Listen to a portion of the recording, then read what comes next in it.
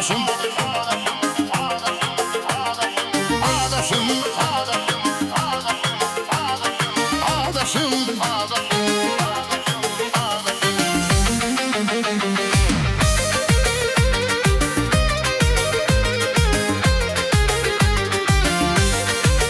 Sabire Badlışahlar.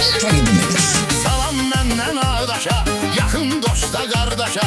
Fikirləşib nəhayət, dedim yazım rəvayət. Çoxdur ürəyimin sözü, feyziyab eləyim sizi. Mənə əziz ünvanımdır, Ağdaş öz ünvanımdır. Tarixi başdan başa, həkk olunub yaddaşa. Yaşıb əmşə ürəkdə, vətənə arxa dirəkdə. Yad et ötən çağları, olub mərd qoçaqları. Qeyd edər bunu İslam, şirin gözəl xoş kəlam. Yazmışam Ağdaşımıza, taçdı bizim başımıza. Ən sevimli diyarla, gürurla, iftixarla. Danışdı qər məkanda, hər dövrdə zamanda. Xatirimizdə daim, unutmaz səni heç kim.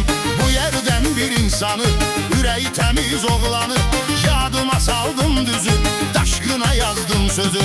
Ağdaşlı balasıdır, candı ürək parasıdır. Bakıda ünvandadır, indi Xırdalandadır. İşində, biznesində, algı satgı işində. Millətə var qayğısı, evlər algı satqısı. Bir dənə qardaşdadır, Xırdalanda başladı. O əyləşir yerində, Heydər Park tərəfində. Fərqinə kim varırsa, kimləri vaxtarırsa.